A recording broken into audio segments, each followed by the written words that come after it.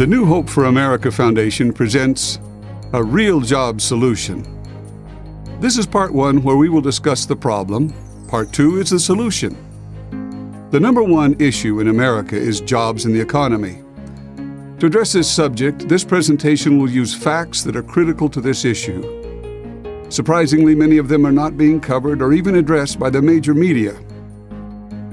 With a national focus on our economy, we first need to ask, where have our jobs gone? And then, why have they left? Now, to answer the first question, we go back to the basics. When a country imports products, they lose jobs. And when they export products, they gain jobs. It's really that simple. With that in mind, there is a scorecard. It's called the Balance of Trade. Our source is the CIA World Factbook that examines 191 countries. In it, we find both winners and losers. The winners have a trade surplus. The losers have a trade deficit. Let's look at the winners first. China is in first place with a surplus of $290 billion. China is followed by Saudi Arabia and Germany. Now let's look at the losers at the bottom of the list. The UK and France are in the minus $60 to $70 billion range. At the bottom of the list, in last place, we find the United States with an incredible minus $600 billion annual trade deficit. Remember the premise. A country that has a negative trade balance has lost jobs. And now you know where the jobs have gone. What you are seeing is the result of our free trade policy that drives the outsourcing of our jobs. How serious is this? We've lost total industries. Look at the first three items on the list and ask, how are we going to fight a major war when we can't even put boots and uniforms on our military? Further down, you'll notice iPad, which Apple sent to Foxconn in China for production. This single company employs 1,200,000 people to make electronic products they sell to America. Yes, and that is just one company in China. Another major factor is that our steel industries are dying.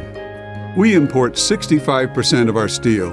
It doesn't take a lot of intelligence to know if we can't supply our steel needs, we can't protect our nation. It is a big deal.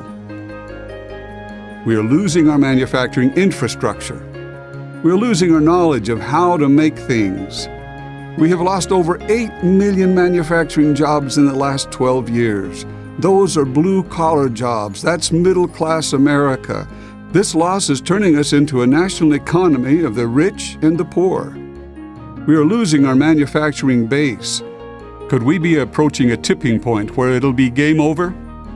Where we'll be unable to defend our freedom? And if that's not serious enough, there's more to consider as we go down this path.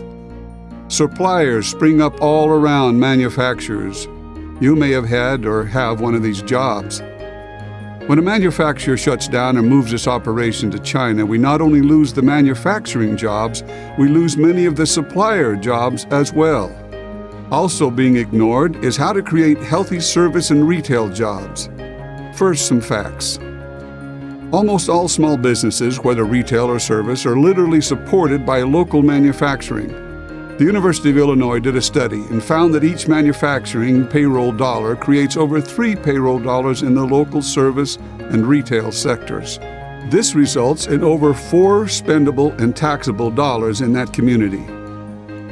Let me illustrate this concept. The oval represents a geographic area. It can be a city, a state, or even a country. In it, we place a manufacturer producing products. When it ships its products out of the area, dollars come in from their customers. Each manufacturing payroll dollar then circulates about 3 times in the payroll of the local service and retail sectors.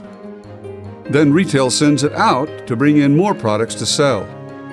This illustrates that almost all small businesses are supported by the local manufacturer's payroll, which becomes the basic economic fuel in that area of the country. See what happens when outsourcing takes the manufacturer out of the oval. The dollars circulate in the service and retail sectors for a short time before retail sends the money out to bring in more products to sell. As you can see, Without manufacturing, it's a downward financial slide. When you take into account the supplier and the job multiplier effects, the 8 million manufacturing jobs lost to outsourcing swells to a total of 20 to 25 million lost jobs. That's where our jobs have gone. And those jobs are not coming back unless we bring our manufacturing back. This is an unacceptable condition. Now that we know where our jobs have gone, let's explore the real reasons behind the outsourcing of manufacturing. We'll start with a typical U.S. manufacturer producing a product that it will sell for $100. However, with today's free trade policies, his retail customers don't have to buy from him, but are free to order products directly from China. China can sell the equivalent $100 product to U.S. retailers for as little as $28. In our example, the $100 U.S. product should actually be priced higher because the cost of federal regulations has not been included in the $100 price. The reason for this is that there is no official cost factor for U.S. regulations, and these regulations have recently skyrocketed. The regulations cost could easily be as high as $12 in our example, resulting in a real U.S. cost of $112, making it even harder to compete with China. What is the result of this significant price difference?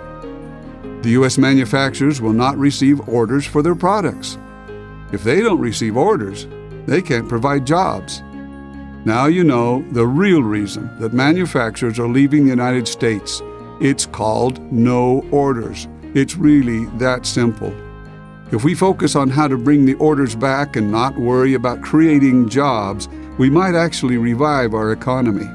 Some experts maintain that U.S. manufacturers could compete globally if we reduce some of the cost burdens. Well, let's remove all of them. Of course, this is not realistic, but let's see what happens when we do the following.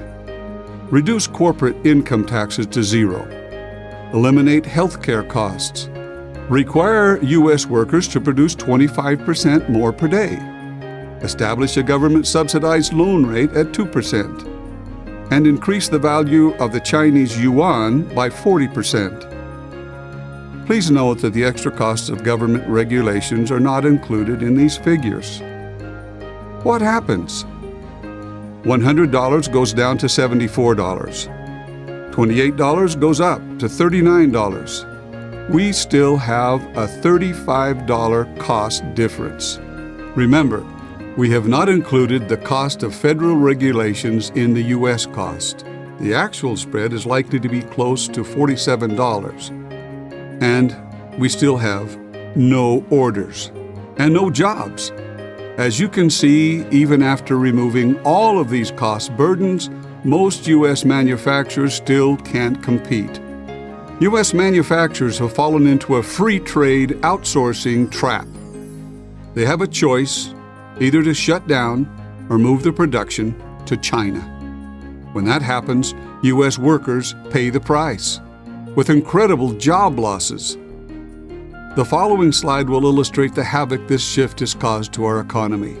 You will realize how our nation has moved from real economic fuel provided by a manufacturing payroll to a counterfeit economic fuel provided by government deficit spending. We need to go back to the ovals, to the way it used to be in our country in the old trade surplus days. The retail business on the right side of the oval is sending out money to bring in goods to sell. That money goes to a manufacturer in the next oval. This begins the job multiplier process in that economic community. The process keeps on repeating itself.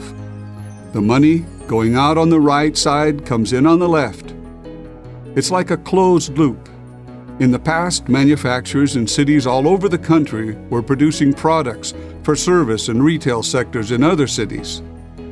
This provided jobs and a strong economy in the process. Manufacturing was booming. This is an illustration of capitalism and the free market in action. It is self-energizing, self-perpetuating, and doesn't require any government stimulus money. We essentially had an economy in perpetual motion. Now, let's look at what happens when a major retailer switches from U.S. manufacturers to Chinese manufacturers. Here's the first retailer changing, which knocks out the U.S. manufacturer in the third oval. Then another retailer outsources to China.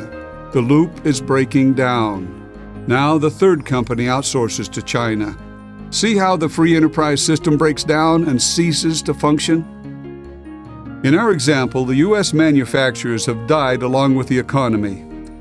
This is the result of how our current free trade policies disrupt our free enterprise system. It is very important to recognize this dramatic shift in the structure of our economy. No longer does manufacturing payroll provide the economic fuel for a vibrant economy.